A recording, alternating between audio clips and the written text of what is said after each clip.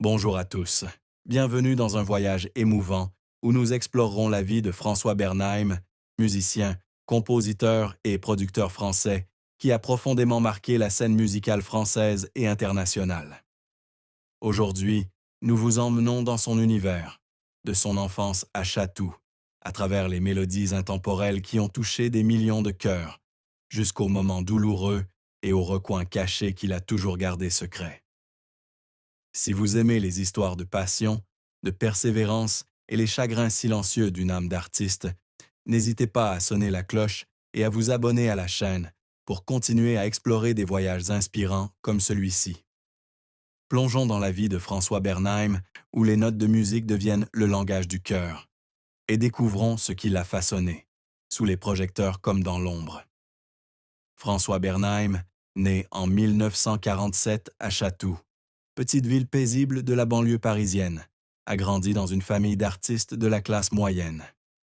Dès son plus jeune âge, il était fasciné par la musique, passant souvent des heures assis devant le vieux piano du salon familial, tapotant touches pour exprimer des émotions qu'il ne pouvait encore exprimer avec des mots.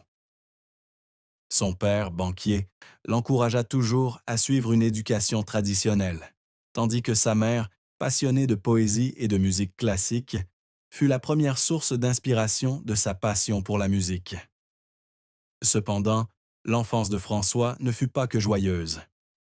Il connut très tôt de profondes souffrances qui le façonnèrent, de la perte de sa famille aux difficultés intérieures liées à son entrée dans le monde compétitif de la musique. L'une des plus grandes souffrances de François fut la perte de sa mère, alors qu'il n'avait que 15 ans. Elle mourut après un long combat contre le cancer, et cette perte laissa un vide incommensurable dans son cœur. François dit un jour que sa mère était la seule personne qui comprenait véritablement son amour pour la musique.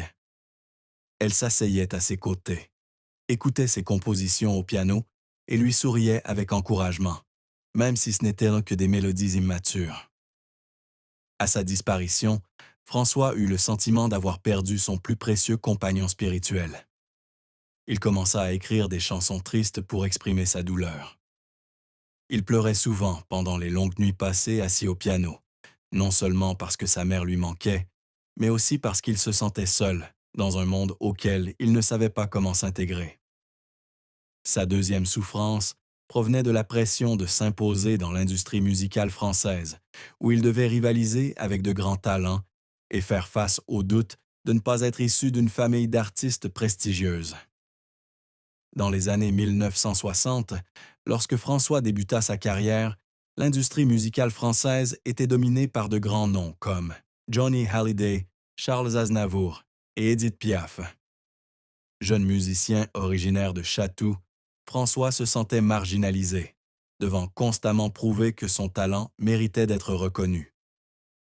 Il confia un jour qu'il avait travaillé sans relâche dans de petits studios d'enregistrement, écrivant des chansons pour d'autres artistes sans être crédité, et que ce sentiment d'exclusion le poussait à se demander à maintes reprises s'il avait vraiment sa place dans ce monde. Un autre incident majeur se produisit dans les années 1980, lorsque François fut confronté à une affaire judiciaire liée aux droits d'auteur sur la musique. Une chanson qu'il avait composée pour un artiste célèbre fut accusée de violation de droits d'auteur, bien qu'il ait insisté sur le fait qu'il s'agissait de sa création originale.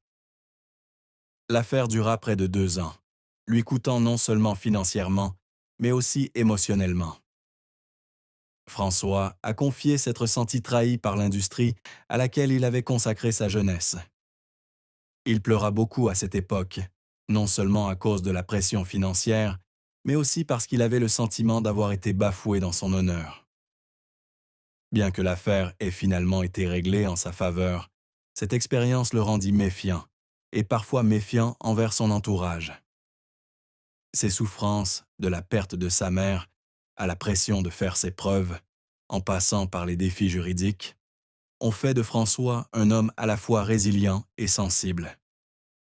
Il a appris à canaliser sa douleur en musique, laissant ses mélodies raconter des histoires qu'il ne peut exprimer avec des mots.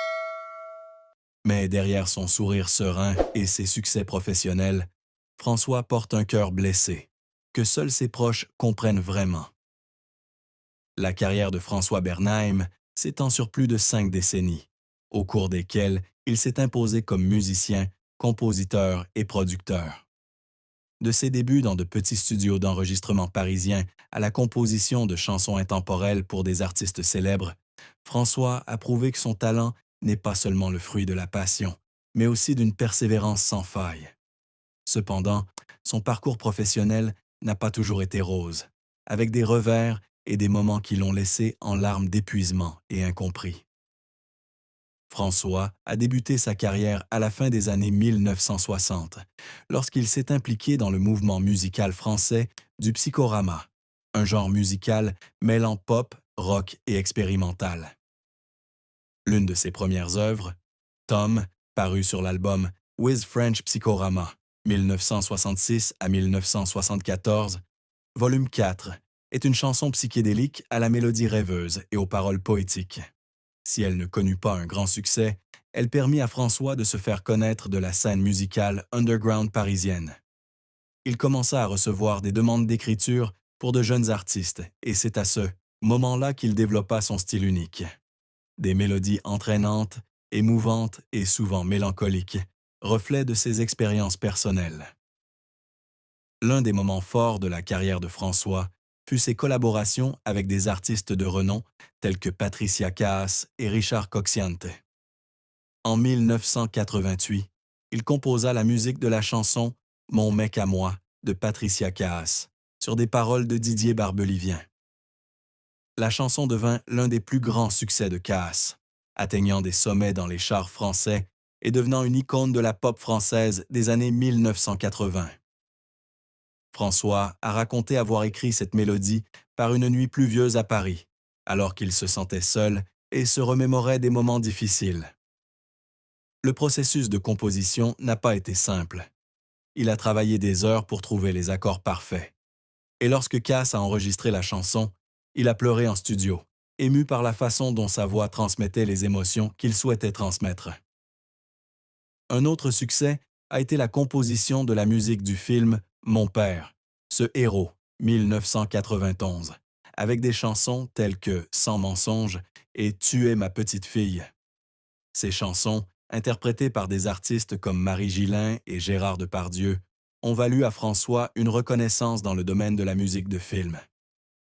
Il a confié que travailler sur Mon père, ce héros, avait été une expérience unique, car elle lui a permis d'allier son amour de la musique à la narration visuelle. La chanson « Sans mensonge » est devenue l'une des bandes originales de films les plus appréciées des années 90 en France. Et à chaque écoute, François était fier d'avoir créé quelque chose qui résisterait à l'épreuve du temps. Cependant, la carrière de François fut également semée d'échecs.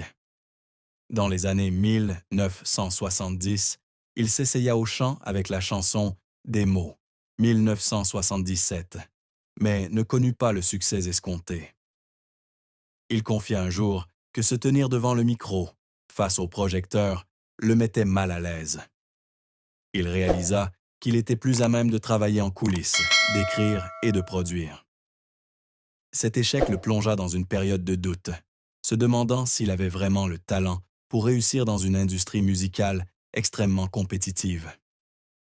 Il lui arrivait de passer des nuits en studio à écrire et réécrire des mélodies qu'il déchirait ensuite par insatisfaction, et ces moments le faisaient pleurer de frustration. François connut également des difficultés avec l'évolution de l'industrie musicale dans les années 2000, avec l'essor de la musique numérique et de nouveaux genres comme l'EDM et le hip-hop. Ces styles traditionnels de pop et de chansons perdirent peu à peu de leur popularité, et il peina à maintenir sa musique dans l'air du temps. Il a tenté de produire des chansons plus modernes, mais nombre de ses projets n'ont pas été à la hauteur de ses attentes. Ses échecs lui ont laissé le sentiment d'être oublié, et il a un jour confié à un ami qu'il craignait que son héritage ne se résume à des notes oubliées. Mais François n'a jamais abandonné. Il continue de collaborer avec de jeunes artistes, partageant ses expériences et trouvant une joie à voir ses chansons redécouvertes par une nouvelle génération.